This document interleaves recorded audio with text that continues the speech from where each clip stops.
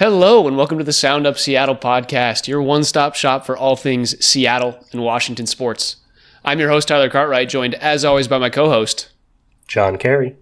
And we are here today with a lot of Mariners discussion. Even though there's only been a couple smaller moves, what feel like smaller moves, there are some big additions to the team that have happened. We can talk a little bit of free agency and what could happen there. We are also finally going to talk about kind of the end of the Seahawks season, firing a Ryan Grubb, and then some college basketball.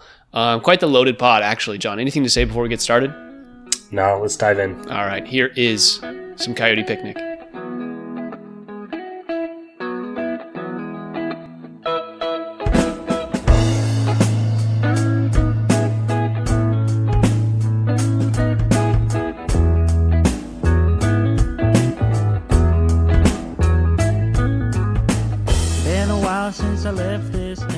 All right, John.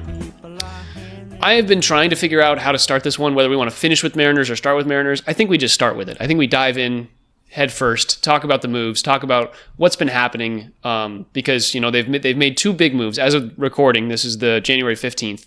As of recording, they've made two relatively bigger moves with the signing of Donovan Solano and Miles Mastrobuoni. God, what baby. They want another Canzone, man. They just want another Canzone. It's getting another Italian dude. So let's what I want to do is quickly talk Mastrobuoni, because I don't think he's the big addition so far. So let's just talk about him. You, as a Cubs stan, have followed him a little bit more. So just break down what you've seen for me. Yeah, it's been nice watching Mastrobuoni over the last couple of years as this Cubs team, kind of settles into their rebuild and tries to build around some bigger pieces. He's been able to get some time in the lineup. He's not a spectacular player by any means. 29 years old. This is his third season in the majors, all with the Cubs. But he's not a big at-bat guy. He only had 16 at-bats in 2022, 133 last year and 98. 133 in 2023 and 98 last year. He's a guy that is going to bring no power to the table. He's hit one home run over the course of about 240 at-bats, 0 triples, and something like 6 doubles. So he is a single generator when he's generating offense. But, a talented guy. He can fit well enough into a lineup. He's coming off a down year, which I think probably helps, what we were able to get him for in terms of value. We traded just cash to get him. In 2023, his season with the most at-bats, he had 32 hits, 13 stolen bases, he had 241, and had a 609 OPS, which is not spectacular, but that's a rotation guy. His numbers really dropped to last year. Less opportunity, but his average fell 50 points, and his OPS fell 140 points. So a pretty significant drop for Mastrobuoni in 2024. But you're bringing in a guy that has the potential to be a rotation bat, and is bringing in one of the very best names in the MLB. Yeah, I like the name comment. You're correct there. I think one thing to look at in 2024 is his time was just like cut off basically halfway through the season at the trade deadline because the Cubs acquired, was it Paredes from the Rays? That doesn't sound right. Whoever it was from the Rays for their third baseman. So he basically took over the third base role, and Mastrobuoni just kind of didn't really recover and get any more playing time after that. So that's why you see his numbers decrease. And same thing in 2023. He's just not a rotation. I guess you could call him a rotation guy if you're looking at basketball. He's the edge of the rotation. Yeah, 100%. He's an injury filler. He's a gap filler. You're not going to see him on the lineup day to day. Yeah, he's a guy with an option as well that can go down to AAA if you need it. But I think he's a good enough, not good enough 26th man. I guess he is the Ryan Bliss of this team at the moment. If he's going to make the major league roster, he's the Ryan Bliss of this team. He's a guy, like you said, no power, super small, super low bat speed, super low barrel rates, super low hard hit rates, no sweet spot. Like the guy does not have any power. What he does is he squares up the ball, hits singles, and just can get on base at what was a reasonable clip in 2023. And we're hoping he can return to that form. It's funny looking at his hit chart too. He's kind of an opposite field guy. He's a bats lefty and just kind of slap hitter. So we'll see if that is something that comes into play here, the Mariners might be trying to embrace their T-Mobile Park system where nobody can hit home runs. So we don't go for guys that can hit home runs. That's why you go get Master Boney. Yeah. Yeah, and with that, lefty kind of chip hitter guy, he's also pretty fast, 70th percentile in the MLB in terms of run speed. You see that with his 13 steals in 2023. And if you look at his hit chart, he's got a lot of singles off of short infield hits. He's capable of making it to first base on his legs. So, it's an asset. It's not nothing to write home about, but it's probably one of his better strengths as a player. Yeah, and I think with that also comes the idea that, as a opposite field left-handed hitter in T-Mobile Park, that's just power is not going to come for you in any way. Left field is the spot where power goes to die in T-Mobile Park, so I don't think we're going to see much from him in that regard. Baseball Reference actually has him having, 250 plate appearances, 230 batting average. Like he's projected as kind of the 25th, 26th man, kind of like the Dylan Moore type. Dylan Moore got a little bit more playing time than we would have liked last year, and he probably will again this year. But but that's why you bring in a guy like this. I mean, him and Dylan Moore have a lot in common in terms of I don't want to see either one of them that much. I'll like both of them more if they're splitting that time.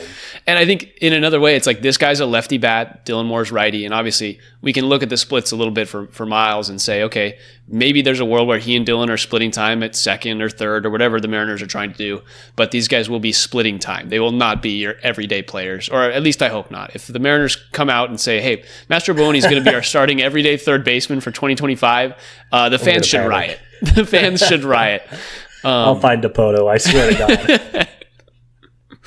So that's what this move is. I want to quickly touch on the move that was made. When did we acquire Blake Hunt? I don't remember if that was today or yesterday. That was recently. It was today. Sorry, on the 15th, they acquired Blake Hunt for cash from the Orioles today. Okay, so let's talk about that move. We DFA'd Samad Taylor, which is unfortunate. I think he had a cup of coffee in the bigs a couple years ago. I don't think he played at all last year. Basically another Ryan Bliss type. He's a small second baseman. If you don't remember him, but he was fine. He was not anything to write home about, and I think it was an okay time to let him go. As for Blake Hunt and the acquisition of a backup catcher potentially, that in my mind could signify that the Mariners think, hey, we have an opportunity to move on from Mitch Garver here. Walk me through your thoughts there. Please, any possibility of moving on from Mitch Garver, I'll see Blake Hunt catch every single day if it means I never have to see Mitch Garver's stupid face again. Obviously, a cheap option. He's a fairly young guy at 26 years old. He was in the 2017 draft. Hasn't really gotten out of the minors in any meaningful way. But he's a big, right-handed catcher. He's 6'4", 215. That's tall for a catcher. I'm not used to catchers being that tall. But, has had a decent career in the minors. Last year, 2024, only batted .220 with 7 home runs, .635 OPS in the minors. So that's not necessarily a great sign for what he could contribute at the MLB level. But, he's young, he's big. He's a backup catcher that we acquired for cash. I'm not freaking out. I would be a little surprised just with his minor league production if he stepped into that Mitch Garver role immediately. But boy, would I be pleased. Yeah, I think it's a guy that reminds me a lot of Brian O'Keefe, who was like the 2020, 2021 kind of tertiary backup catcher, and a guy that we just could call up whenever we needed from AAA if we needed somebody to have a day off at the catcher position. So I'm thinking that is what that acquisition is. If it is anything more, if he is the guy that we are having as our secondary catcher, that's not a great sign for me because your secondary catcher is still going to play 40 games. Like you can't have Cal Raleigh is not going to catch more than 120 games for the third year in a row. Like he better not. that man's knees can only take so much. And so when it comes to talking about Blake Hunt, it's just like he's gonna if he's the guy that we acquired to be the backup catcher, and we're able to get something for Mitch Garver. I'm kind of okay with it. If we can get rid of Mitch Garver's, $12 million off the books this year, and we can have him as a backup catcher, but use that $12 million in a way that actually benefits the team. If we're able to clear, because the Mariners at this point have basically $11 million to work with 2 positions that we would like them to fill at a higher rate than they are currently slated to. So yeah, if we can clear 12 million, let them do a little work. They could maybe clear some space for an Arenado type, something like that. That would be big. But at the same time, we'd then have to get either a better backup catcher, or we kind of have to live with Blake Hunt as our, hitting in a quarter of the games this season, which is not ideal to me. This guy's a 150 average MLB guy. I do agree with you.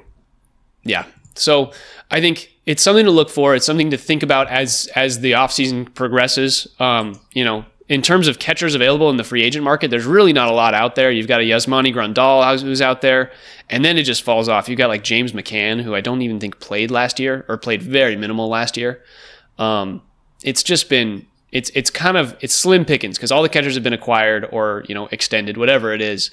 Unless you think you can put together, if there's a guy like Brian O'Keefe already in the system, you pull him up. Maybe you give Harry Ford some run. Maybe you give him 20 games at the MLB level just to see. And you put together that secondary catcher position. But if he's out there for 40 games, it is not the most ideal scenario. Agreed. All right, let's talk about what is the biggest move so far that the Mariners have made, signing what we'll call definitely veteran, Donovan Solano for $3.5 million for 1 year. First reactions, John, what did you think coming out of the signing? I was excited until I saw the number next to his age.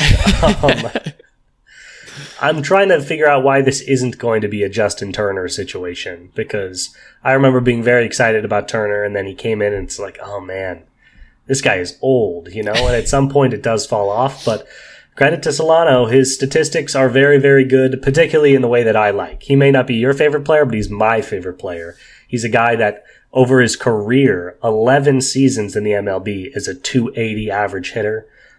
He crossed 280 each of the last 3 years, including 286 last year, hitting at least 280 at-bats each of those last 3 seasons. So he's getting a lot of run. He's a consistent 280 batter, 37 years old. Will be 38 probably when season play starts for the Mariners. Yeah, so there are concerns with age, but you can't argue with the consistency. Not much of a power guy. He's been averaging about 6 home runs a year over the last 3 years. Slugging right around 400 over that time frame. But he gets on base, and goodness knows in T-Mobile that can be an advantage. So considering what they had to give up to get him, which was nothing, he was a free agent signing, I'm fairly pleased. Do you know what they paid him? $3.5 million. So okay, and we'll very talk reasonable. A little bit about what the market is paying for a guy like Donovan Solano, but I want to talk about him as a player and my reaction first. So he took a few years off. He came into the league in 2012, and then in 2016 he had a rough season with the Yankees, batted .227, and then he took 3 years off. No, 2017, 2018 he took off and returned in 2019 and hit .330 for the Giants. He hit .330 for the Giants, had an OPS of .815, and was a really solid player on that 2019 team. And 2020 he had an .828 OPS. Like, the guy was good. His third year on the Giants, he regressed a little bit, averaged down to .280. OBP stuck around right around the 350 mark, and the slugging hit about 400. So a little bit less power in 2021 and onward. That was kind of the point that we saw him go for less doubles, things of that nature. He also he got a little bit more playing time over the last 4 years as people saw his adjustments that he was making.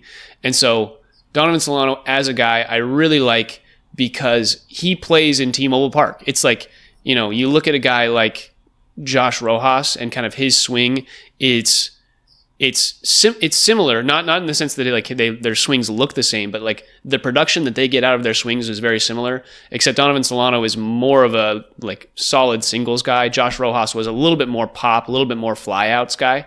Donovan Solano is more of a like gaps, middle hitter, or like up the middle, down the lines type hitter. And so in that way, Solano I think is a really good addition, especially at T-Mobile Park. Obviously, there's a potential for some regression. He's 37. Anybody who's that old has the potential to drop.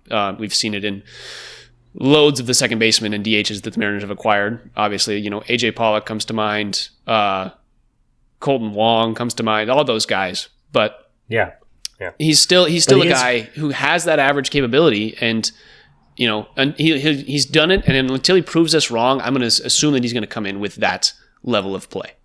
He's coming off a 4-year high in batting average and home runs this last year. Only 8 home runs last year with the Padres, but that's the most he's ever hit. That's his career high in home runs. So, with limited plate appearances compared to some of his years. So, yeah, I'm not horrified by the aging. He's been doing it for such a long time. The odds of it being this year that he falls apart are hopefully pretty low. But yeah, I really like looking at his hits chart. He just gets the ball all over the place. He really spreads it around. He's a hard guy to kind of game plan against. And yeah, to your point, yeah, not providing the pop of some of our other younger guys, but goodness gracious, do we just need some consistency when it comes to bats. And the one thing you can say about Donovan Solano is he's been very consistent. Yeah, and when it comes to this team's power, it's generated from Cal Raleigh, it's from Julio, it's from Randy, it's from other guys, and so you don't need that out of this position. You need guys to be able to be on base when those guys come around, and that's where Donovan Solano comes in. Do you anticipate him getting a majority of the snaps at third base? Snaps. We're talking football. We're in basketball a bunch in these baseball references. I love snaps. Snaps is just a great term. I'm trying to figure out how the Mariners are going to play this. The last year on the Padres, he got most of his reps at third base. Some people think that he's going to be the right-handed equivalent at first base, or right-handed platoon at first base when it comes to Luke Raley and Donovan Solano. If the Mariners are able to sign a Justin Turner type, would make their team way older because Justin Turner's, I think, 40 or 41 now. But if they're able to get a Justin Turner type, then I think Solano can move to third because, Dylan Moore and Ryan Bliss, or whoever they want at second, maybe a Cole Young if they want to give him some time.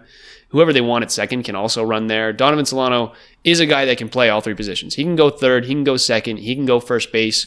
He can basically be another Dylan Moore type, which we've just referenced so much today, but a guy that can play all over the infield, and they can rotate whoever they need to have a day off or whatever that is. That's what the Mariners want right now is flexibility. They want, at some point, I know they're going to try and make some bigger signing. We know they were in on Haesung Kim, the Japanese infielder, and didn't have that. Carlos Santana they were in on and thought they had, and they didn't get Carlos Santana. So it's like, we know that they were in on guys, and they've just been unable to sign them. And so I think they're still searching, and Donovan Solano fits that, like, okay, we can put you wherever we need right now, and then as long as we get a person that can play first or third or second, you can play the other position. So this gives them the flexibility in their acquisitions for the rest of the offseason and in the actual day-to-day of their games, which I think is exactly what they needed from this signing. And with their payroll limited payroll, it's probably one of the better moves that they've made in the last year, I think. Yeah, I hear that loud and clear. These are the types of moves. These are the supplementary moves that I think are really important for building a contender. Yeah. And that I really like. I know both of us hope that this is not the height of the offseason for sure. Mariners. And it may be. Knowing this team, knowing Dipoto, this may be as good as it gets. But I think we would both be very excited if this was a move to set up another bigger move. And yeah, if Solano can slot in as our, 5 or 6 guy consistently, that would be fantastic. And like we just said, so we made this move on Monday. On Tuesday, they got Mastrobuoni. Got it. That name is going to be so hard to just pull out of a hat. And then they just acquired Blake Hunt. So it's like these moves are coming in a domino effect where we might see something fall into place here. Maybe end of next week, end of this week, once the Sasaki trade or Sasaki deal has gone through. There's a lot of things being held up by that Sasaki action. Just a lot of teams not willing to pull triggers because it's not yet locked in where he's going. Yeah, and especially, I know it sucks for Luis Castillo to get talked about all the time in these situations, but it's like if Sasaki goes to a team and then, 2 other teams need a pitcher, that's that's a guy that the Mariners can use and leverage to get a bat, whether that's the Cardinals or whoever it is from another team. Well said. I think that's a very good point. It's a thing that, like, once that domino falls, Luis Castillo could go. We could see Mitch Garver get traded. We could get a little bit more flexibility for things like that. And I think there's ways that you can work around that and look forward to the future. It does feel nice that we got a good signing and we've made a couple moves, but now I'm just kind of antsy for whatever that next thing is. And we'll have to wait Please. until next Please be Friday, next thing. probably. Yeah, probably. Real quick, I want to talk about the current hitter market and what people are paying per, for WAR, things of that nature. So, and why this deal, this $3.5 million that went to Donovan Solano is so good. You look at a guy like Juan Soto, he's getting about $10 million, or no, sorry. Let me rephrase this. He's getting about $8 million per WAR. You look at a guy like Christian Walker, he's getting, a little bit under that. He's getting like $6 million per WAR. I think I'm doing that math right. Maybe I'm dumb. And then you've got Willie Adames, who's making, same thing. All these players, all these free agents, even if you go down the list, you get a guy like Danny Jansen, who's making $8.5 million for 1.6 WAR. It's like you scale that to what Donovan Solano is supposed to do WAR-wise. He's got basically 1.0 projected WAR. And the Mariners are, paying $3.5 million for a one-win guy that is currently on the market going for like 8 to 10. Like, it's a really good deal for the Mariners specifically. And, obviously that comes down to they paid for age, they paid for potential fall off, things like that. There's a little bit more risk associated with this player. But when you look at it at a whole, like for half the bargain, half the cost. Yeah. It's a really good deal. So I think that's just something important to look at when it comes to like, hey, this doesn't seem like a big signing, but if he provides what is expected of him, and there's potential for him to do more because he could play more than he has the previous years, all these things, the Mariners could get a lot out of this signing, and there's little to no risk just because they were able to pay a lot less. So I really, really like it. Looking forward to what they're able to do with the rest of this offseason, even though the moves can kind of come in waves. We'll see what happens. But the other thing that I want to talk about is Luis Castillo and how he ranks with regards to pitching on the market, and that kind of wins above replacement, things like that. You look at a guy like Michael Wacha, who is making $17 million AAV in his contract. He's projected for a 2.1 WAR. You look at Max Fried, he's making 27.25, 3.3 projected WAR. These guys are right around where Luis Castillo is. He's somewhere in the high twos, maybe around 3, and he's making $22 million. It's like Luis Castillo is a steal. Whether you want to admit it or not, Luis Castillo is a steal. The Mariners, whether they keep him or not, are going to get a good deal out of his contract. Whether it's they trade, they let other teams recognize the value there, and they're able to trade him for something big, or just a couple pieces that can get them going offensively on those corner spots. Whatever it is, this Luis Castillo contract is in a great spot, and whether or not we keep him, if we do, it's still a great deal. Like, it's still a lot of money off the books, but the Mariners are paying for a good deal, all things considered. A great deal. There's never been any doubt about that. That's one of the better contracts in the MLB right now. It's also just nice, it certainly may not happen this way. We may not move him at all, but it's just so nice that because he's so cheap, the idea of packaging him with a guy like Garver to get that $12 million off our books becomes way more realistic. If he was a, $34 million guy, it'd be a lot harder to package a guy like Garver with him and move them both out at the same time. But as things stand, that would probably be necessary just to get some level of contract match into whatever deal you're looking to make, assuming they're trying to make a big splash, which you never know. But it's nice to have that flexibility of a short contract on a talented player. Yeah, for sure. The one person that I wanted to touch on as well in free agency that I still want to look at for the Mariners that they might be looking at as a guy is I think Brendan Rodgers was his name, second baseman from the Rockies last year. Just good numbers, good all-around player. I think his contract will probably project to be somewhere in that $12 to $15 million range. Could be less, could be more around 10, depending on how teams see him outside of Coors. But a good second base option. I know it's kind of like redundant, but at this point, every player that the Mariners acquire will be redundant unless it's a big signing in terms of or a big signing or trade in terms of the corner positions. Like, they're not going to acquire a second baseman that's going to be, a home run shot. It's just not going to happen. There's not guys like that on the market. So I think if we're going to acquire a guy, Brendan Rodgers is a good one to look at. And we don't have to talk about him too much because we've been here for 30 minutes and we've got other things to talk about. But just wanted to point out the name. Like that call. Realistic call as well, which I always appreciate. But we'll see what they do. May they please do something. Please depose. Work with us. All right, let's move on. Do you want to go? What do you want to talk about, John? Do you want to talk Seahawks? Do you want to talk college basketball? Let's talk Hawks. Only one big discussion point to have, but we're a little late on this, a little overdue. Obviously, we had our draft conversation last week. Because of that, we didn't have the time to touch on weekly news. So we're a little late to the party when it comes to discussing the Ryan Grubb firing. Mike Macdonald, head coach of the Seahawks, decided to part ways with offensive coordinator Ryan Grubb after just 1 year. I've got a lot of thoughts on this, but Tyler, why don't you step us in? What are your initial thoughts about the Ryan Grubb firing? Initial thoughts were I was kind of shocked. I mean, as a guy, Ryan Grubb seems like a great dude and did a lot for the University of Washington and that football program, and it seemed like he really grew into that role. And after one, you don't see a lot of like offensive coordinators who it's literally his first year in the NFL. You don't see a lot of them who are like given that opportunity and then it's immediately taken away from them. And he didn't even really do anything wrong, it felt like. They won 10 games. Yeah, they won 10 games. So it was just like a little shocking.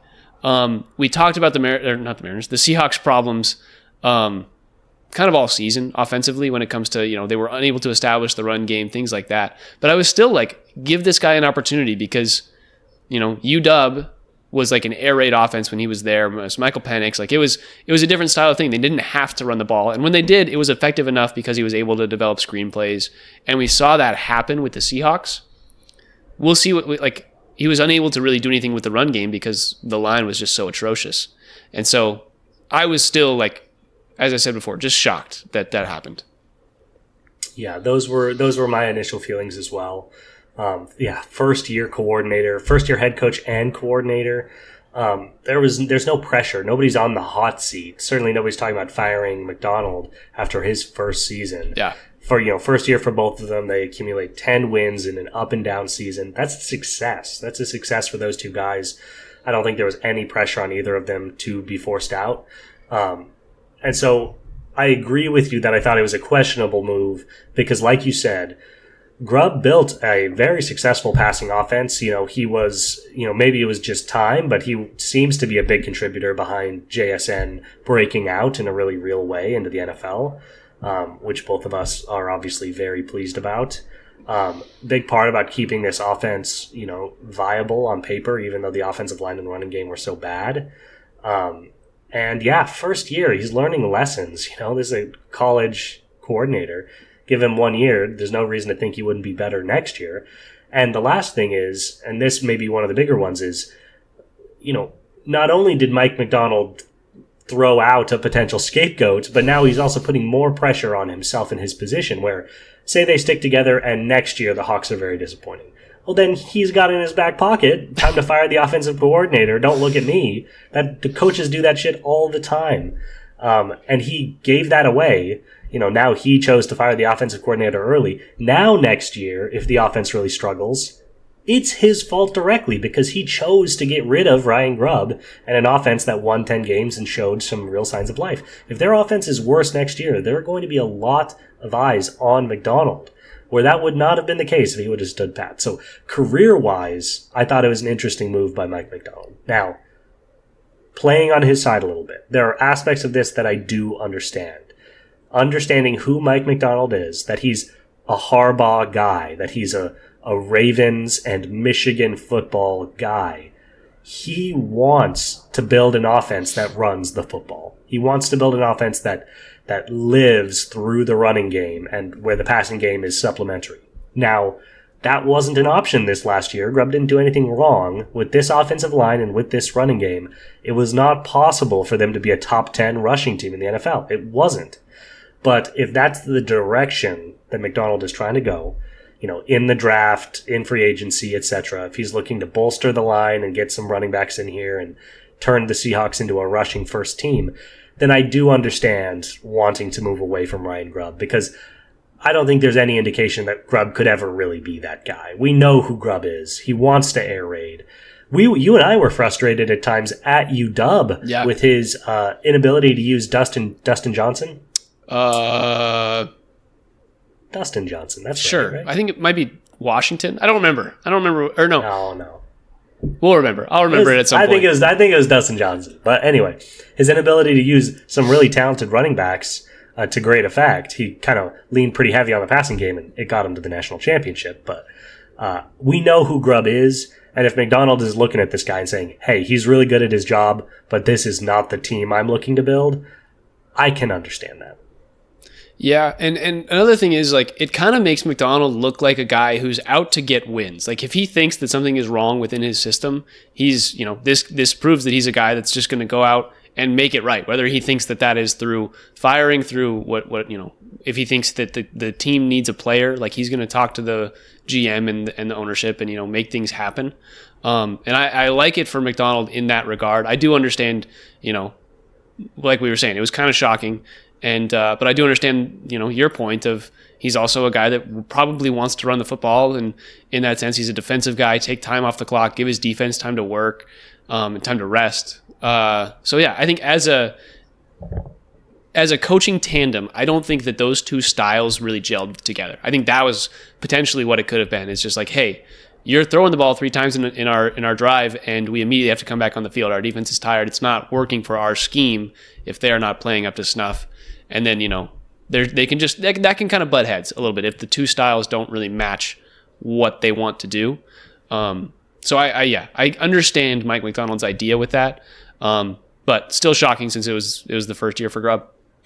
Yeah, and I do just want to emphasize again, like, I think it might just be a little too soon to be doing this, just in terms of, like, now he better go find a guy that can run his style of offense. That's a big thing he's got to take care of this offseason. And he better make some serious changes to this team so that when that guy is implementing the offense he wants, it doesn't look as horrible as you can imagine it could look. Can you imagine if this last season, if they'd been like, we're going to run the ball 25 times a game, it would have been horrible. This offense would have looked awful. Yep. So, and it's a bit of a stretch of an analogy, but just bear with me on this. It's kind of like somebody, this guy's driving a Ford F-150 in, the cold of Michigan. And it's like, you know what? This isn't how I want to drive. I want to drive, warm, open road, convertible style vehicle.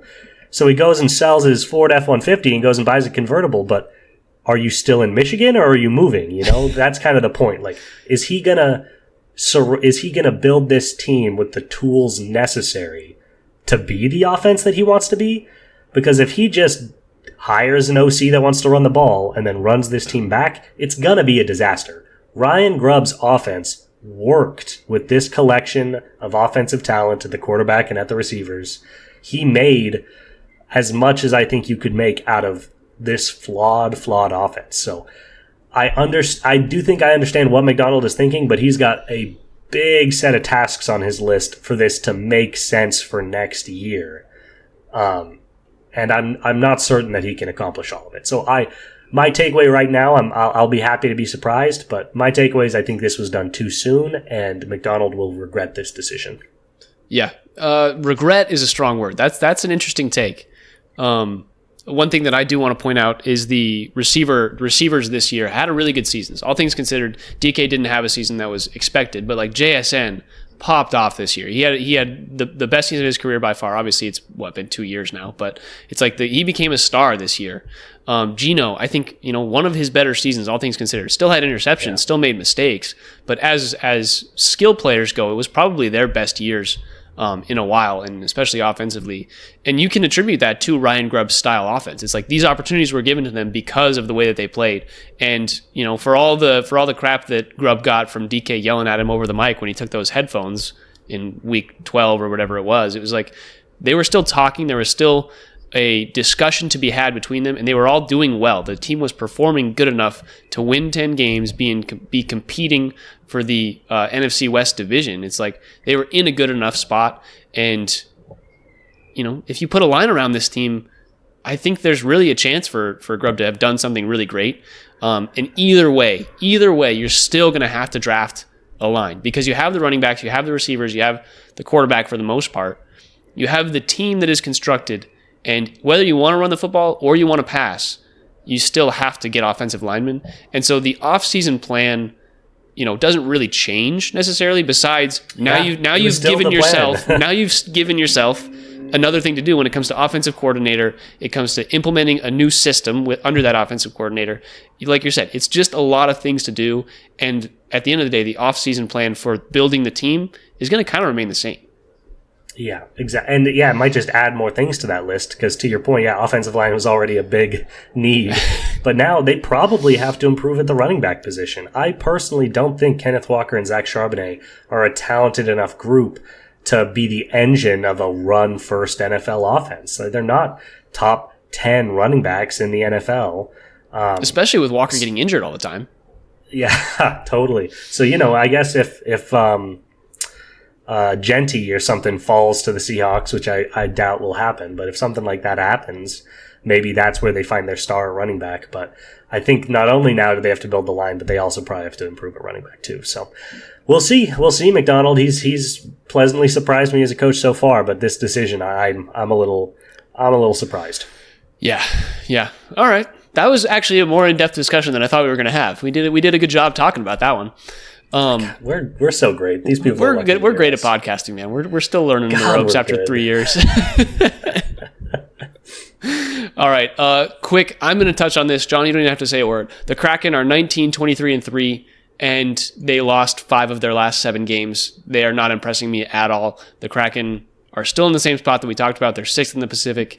I do not expect them to make the playoffs. I don't expect them to be a play-in or wildcard team. They're like 22nd in power rankings right now, and I think that is appropriate. End of discussion on Kraken. They're 2-3 in their last 5, so just standard. Yeah. Okay, now we're going to talk college basketball. Which team do you want to talk about first? Because there's been some disappointment, and I guess they've all been a little disappointing, and they've all been a little good. There's goods and bads from both teams. Yeah. I want to climb the ladder. Let's start at the basement, and that's the UW Huskies. All right. The UW Huskies have lost 3 of their last 4 games, or their last 3 games, but 3 of their last 4 against Big Ten opponents. Those 3 losses coming at the hands of 22nd ranked Illinois at the time, 16th ranked Michigan State at the time, and 24th ranked Michigan at the time. They play number 17 Purdue tonight. They play number 13 Oregon on the 21st. The Big Ten, first of all, is one of the toughest conferences, if not the toughest conference in all of college basketball. Second of all, UW is not that good. They beat Maryland, and I got a little excited after saying that they wouldn't win a game in the Big Ten, but I'm still on that horse of maybe they'll get 3 wins in the Big Ten. Do you have any thoughts as of right now? Yeah, I would say, first of all, Big Ten is not the best division. What do you think is? You shook your head, and I was like, what do you even think is? There's always, the SEC is good this year with Alabama and Tennessee. Big Ten might be the deepest conference, just in terms of they have, 7 ranked teams. It's kind of like the West versus the East in the NBA. Yeah, but the best team in the Big Ten is probably Oregon at 13. The SEC has 2 of the top 10 teams. ACC has 2 of the top 10 teams. Big 12 has 3 of the top 10 teams. So maybe it's Big 12 is always up there. That's fair. Big 12 is always good at basketball. So Big 10 is very deep. I will say that. The fact that UW is ripping off a stretch where they play 5 ranked teams in a row is pretty crazy. But specifically on UW, it's been a discouraging stretch. They are now 1-5 in conference play. Obviously, the last 4 games against Big Ten opponents, but they also played the UCLA-USC matchup in the middle of December. 1 win against Maryland. It was looking more positive. They came off the win of Maryland, and they had a tight game against number 22 Illinois. Yeah. They lost 81-77. That one was, it's like, okay, maybe the UW can hang with some of these ranked teams in the Big Ten. And then the wheels really came off against the 2 Michigans. Lost by an average margin of loss of about 19 points between the 2 games. So really getting smacked around by the 2 Michigans. Not super excited to see how these Purdue-Oregon games go, but we'll see. The problem's just been their offense. There was a moment there where the offense was getting a little more consistent, creeping up over 70, but 53, 69, 77, 54, 75 in the last couple of weeks. It's just not a lot of points being scored.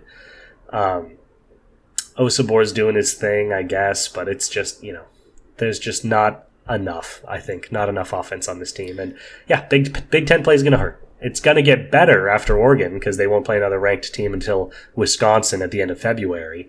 But these next couple of games and then just Big Ten regular season play, I'm hoping they can win 3 or 4 Big Ten games. And we'll see how that goes. Yeah, UW as a team, just efficiency-wise, doesn't really have it.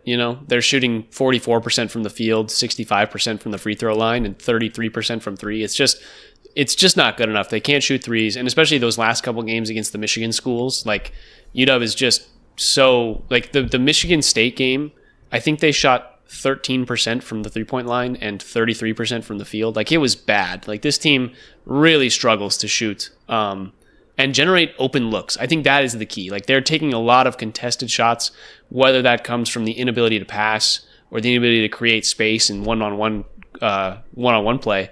It's just like the team just can't really do it. You've seen when they can create assists, when they can move the ball well, that's when this team makes threes. That's when they have good games against teams like Maryland. But it's just looked pretty poor so far. And whether that's because they're trying to run things too heavily through Osabor, or they've got a freshman guard in Zoom Diallo who's really inexperienced. Whatever it is, this team is just so inconsistent. And, maybe Kepnang will come back and everything will fix that. He's scheduled to come back at some time this month and be that big presence. I just think Osabor maybe has been tired. But whatever it is, this team is just not efficient enough. Wilhelm Breidenbach is averaging 5 points a game and playing 16 minutes for this team. And that guy should not be doing that. I respect that guy. I love his goggles, but my God, that man should be playing maybe 5 minutes a game. Yeah. Another stat that is a little discouraging to think about is they're 0-4 so far on the road. 10-7, they've only played 4 road games. They've lost all 4 of them.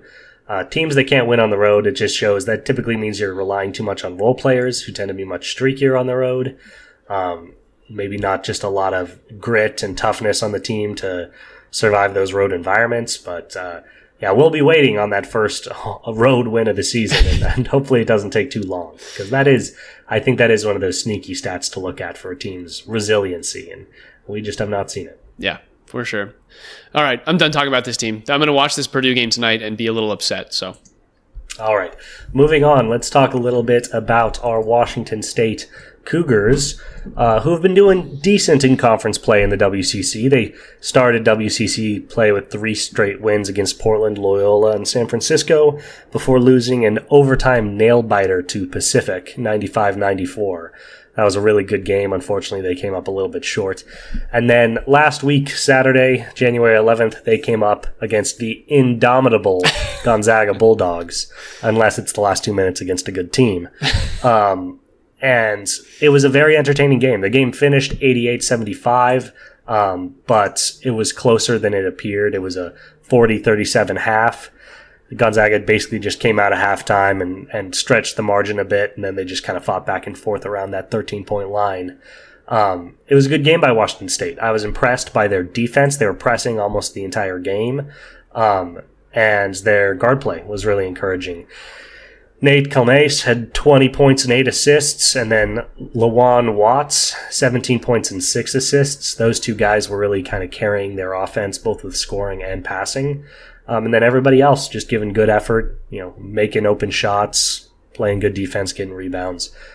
It was an impressive outing, I think, for Washington State. And I got to say, I really thought it was LeJean Watts for a long time. A buddy corrected me watching the game. It's like, clearly it's Lawan Watts, which is the conjugation of Juan, a very traditionally Spanish name, with La, a very traditional French connotation. It's just fascinating. Lawan. I'm going to be thinking about that one for a while. Here's one for you. Is it Lejeune?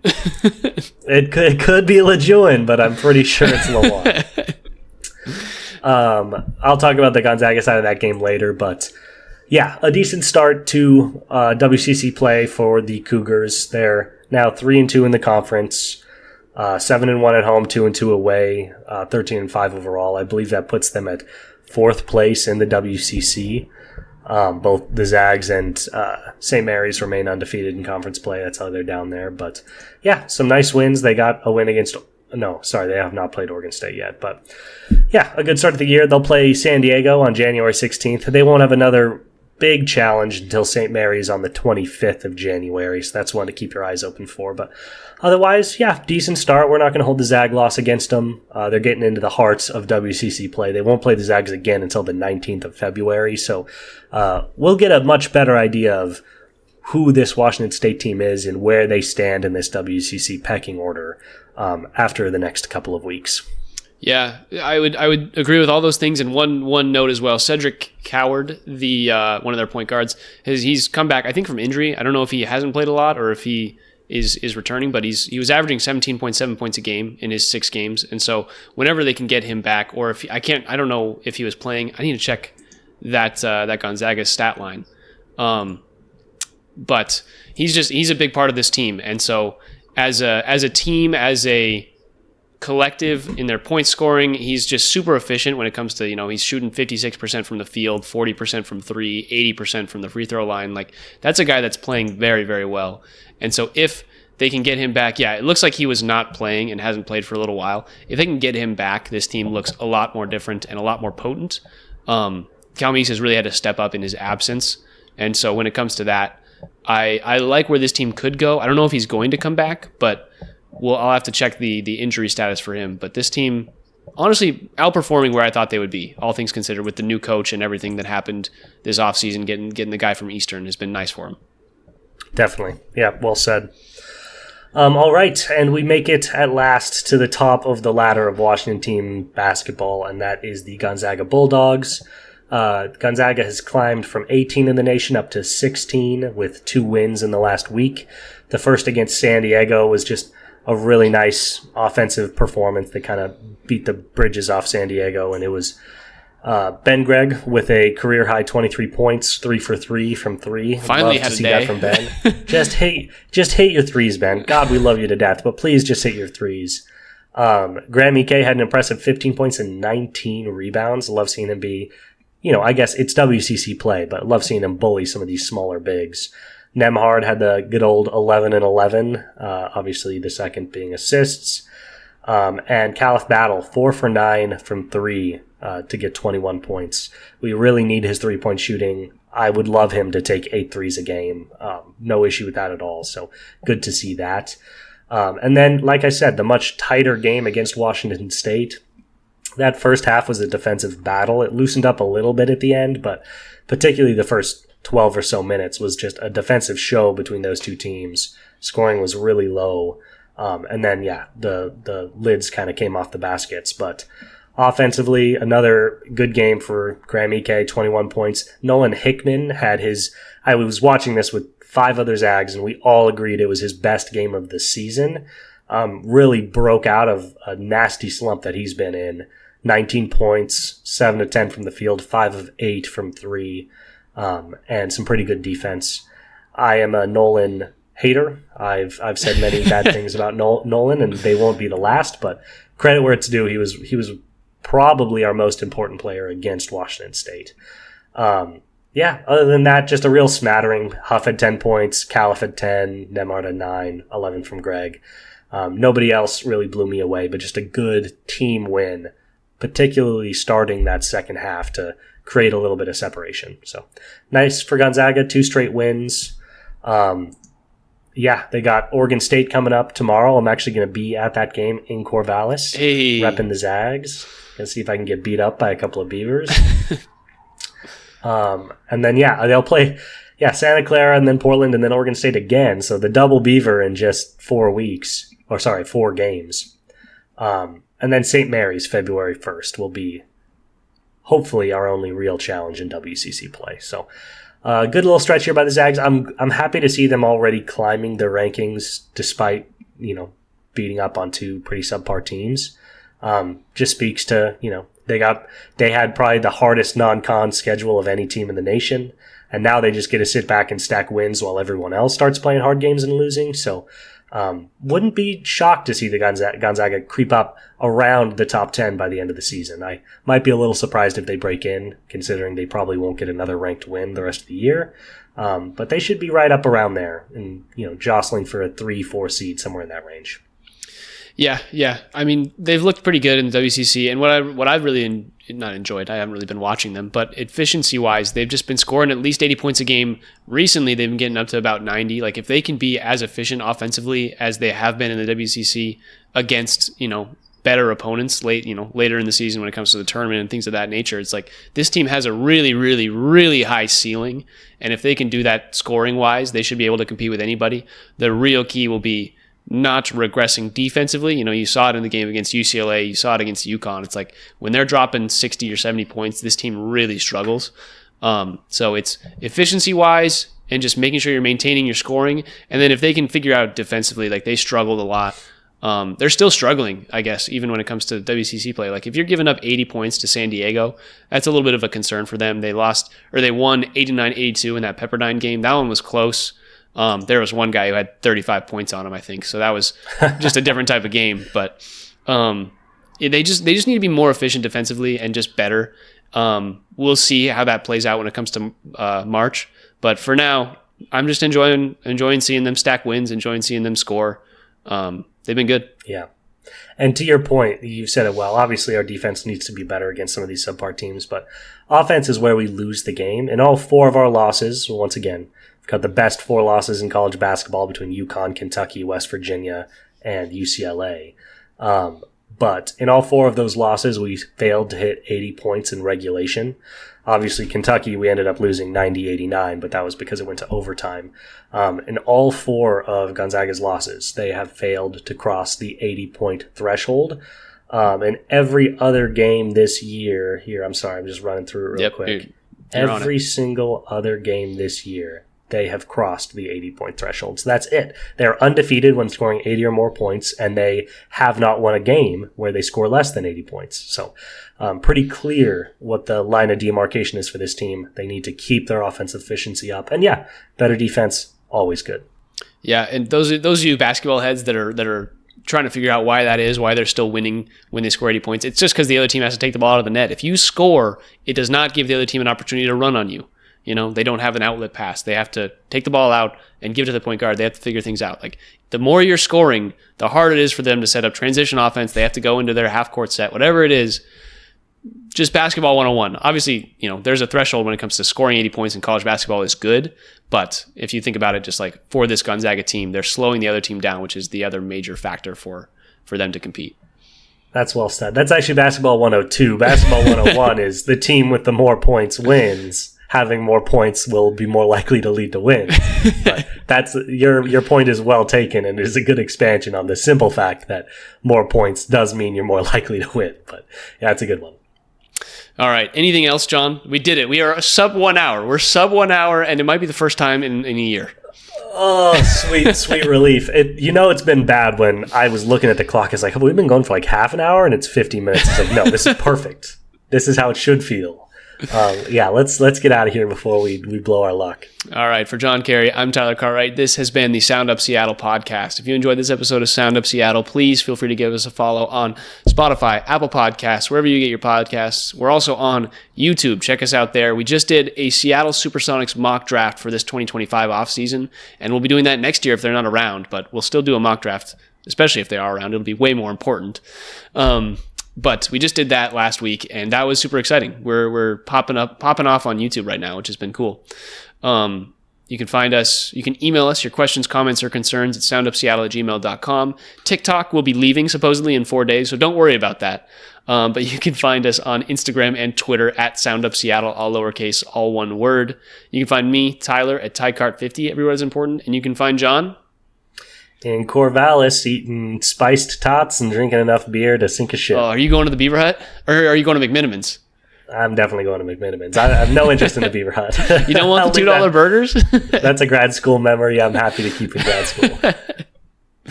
All right. With all that being said, let's go Dogs. We'll give it to the Bulldogs. Yeah, let's go Zags.